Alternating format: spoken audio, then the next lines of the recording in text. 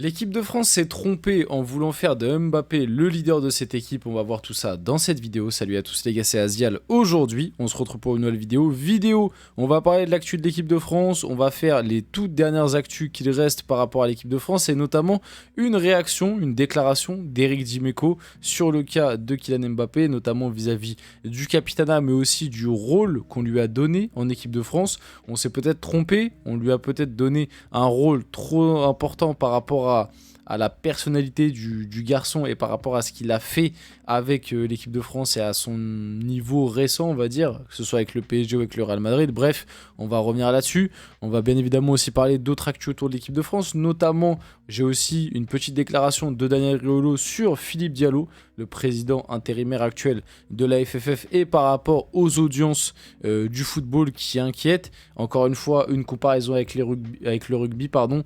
J'en ai fait une vidéo en plus pour parler de la comparaison foot-rugby qui, moi, je trouve, va au-delà du sport et je trouve ça dommage qu'on aille aussi loin pour expliquer des audiences, mais bref, il y a de la récupération dans tout ça et j'aime pas trop comment la tournure de la chose. On en reparlera du coup vite fait dans cette vidéo en parlant de la déclaration de Daniel Riolo. Donc avant que la vidéo commence, n'hésitez pas à la liker, commenter, partager et vous abonner, ça fait toujours plaisir et ça aide pour le développement de la chaîne et nous, on va pouvoir y aller dès maintenant et du coup parler un petit peu de tout ça en commençant par Kylian Mbappé comme d'habitude. Éric Dimeco, Griezmann était le capitaine naturel et Deschamps a voulu s'acheter une paix sociale en mettant Mbappé capitaine. Je pense qu'il s'est trompé. Vous êtes d'accord avec lui? Bon.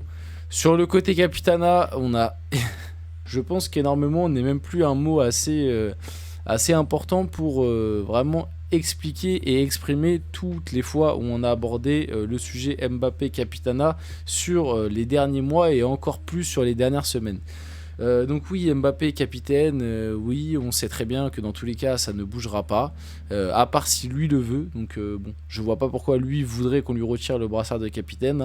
Toi, si demain ton patron il te demande tu veux qu'on t'enlève ta prime, je pense pas que tu dises oui. En quelque sorte c'est une prime pour Mbappé, surtout que lui il prend ça que pour la Dex, donc pas pour les responsabilités, lui c'est que pour la Dex, pour les photos Instagram, donc je vois pas pourquoi il voudrait qu'on lui enlève. Puisque dans tous les cas, il n'assume pas les responsabilités de capitaine. Donc autant le garder. Oui, il faudrait lui enlever. Maintenant, on sait très bien que ça n'arrivera pas. On sait très bien qu'il va le garder. On sait très bien qu'on va continuer à avoir des débats là-dessus. De toute façon, désormais, Griezmann n'est plus en équipe de France. Par contre, moi, le point que je voulais vite fait aborder encore une fois, c'est le côté paix sociale. Et du coup, on peut aussi en revenir sur le fait que Mbappé, de base, et celui qui a réclamé le capitana à Didier Deschamps. Didier Deschamps, au final, a craqué.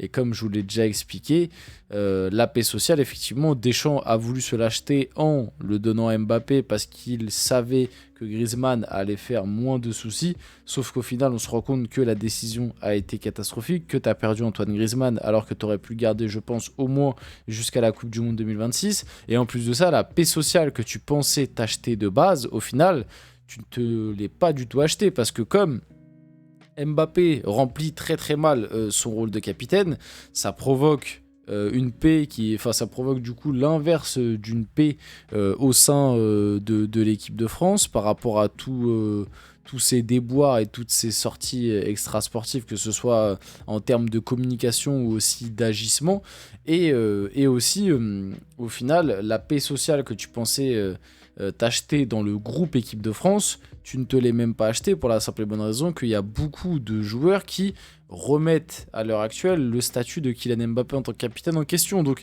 ça a été un tout faux sur toute la ligne. Voilà, cette histoire, ça a été vraiment un enchaînement d'erreurs pour moi. Mais pour moi, celui qui met l'équipe de France dans cette galère-là, au-delà de Didier Deschamps qui a cédé à la pression et a choisi Mbappé, ça reste quand même Mbappé parce que c'est Mbappé qui, en quelque sorte, a réclamé ce brassard de capitaine. Et à partir du moment où Mbappé est venu réclamer le brassard de capitaine, dans tous les cas, tu savais très bien qu'il allait avoir des problèmes. Pourquoi? Parce que si Deschamps, malgré qu'Mbappé vient lui réclamer le brassard, Deschamps avait choisi Griezmann qui était le choix logique, et ben Mbappé aurait pu bouder, aurait pu peut-être avoir une communication qui allait contre ça, enfin tu vois, remettre un petit peu en question ce choix-là. Vous connaissez très bien Mbappé, quand il y a quelque chose qui lui plaît pas, il peut à des moments un peu bouder et un peu le faire savoir par rapport à la presse, etc. Donc en fait, dans tous les cas, Mbappé, par sa volonté de récupérer le brassard et de le réclamer, il a mis l'équipe de France et Didier Deschamps dans une situation compliquée qui continue d'être compliquée. Parce que même là, maintenant, Griezmann n'est plus là, le statut de capitaine d'Mbappé est énormément remis en question et il y a énormément de débats autour de ça. Mais maintenant, la réalité, c'est que comme je vous ai expliqué, il n'y a plus de bonnes solutions. Il n'y a plus de bonnes solutions. Pour moi, à l'heure actuelle, tu ne peux pas juste retirer le brassard de Kylian Mbappé comme ça et penser que d'un coup, tout va aller mieux. Ce n'est pas possible. Ou alors, inversement, tu peux pas faire comme si de rien n'était, lui laisser le brassard et penser que tout va aller mieux. Forcément que, vu ce qui s'est passé et comment l'histoire, on va dire, a pris ce tournant-là, dans tous les cas, il y a plus de bonnes solutions. Dans tous les cas, il va y avoir des problèmes à un moment ou à un autre. Que tu lui laisses ou que tu lui enlèves le brassard, il y aura des problèmes à un moment ou à un autre. Donc, tu t'es mis dans cette situation tout seul et c'est bien dommage. Enfin, Mbappé t'a mis un peu dans cette situation et c'est bien dommage. On passe un peu à la suite. Riolo allume Philippe Diallo. Quel projet nous présente-t-il? Aucun. C'est gravissime. Un France-Israël catastrophique. Un Italie-France qui fait 2,5 millions de moins que le rugby. C'est inadmissible pour un président de la FFF. Alors, moi, je vais pas venir dire que Philippe Diallo fait du bon travail parce que je ne trouve pas forcément. Mais finalement, est-ce que c'est réellement que le président ou juste on va dire le système de la FFF qui est défaillant? Moi je pense que c'est un peu tout l'organigramme, parce que finalement c'est le même organigramme que lorsque Noël Le Graët était là. Noël Le Graët s'est fait sauter, enfin on l'a éjecté de la FFF, mais maintenant le reste de ses compères sont toujours là au sein de la FFF, donc c'est comme ça depuis pas mal d'années.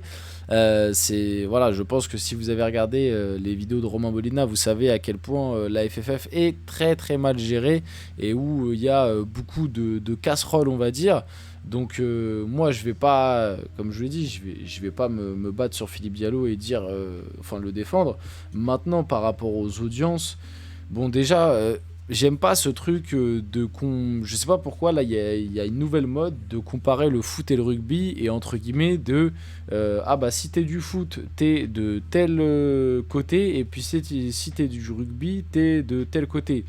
Je rappelle que les deux équipes dont on parle là sont l'équipe de France.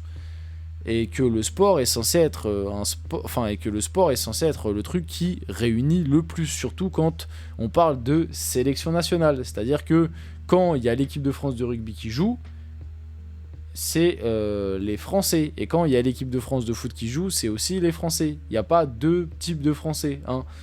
Bref, vous avez capté. Moi, j'aime pas cette zumba qu'il y a autour de comparer la France et le rugby, ça devient nocif. En plus, on essaye un petit peu de faire de la récupération autour de tout ça. Bref, j'aime pas du tout.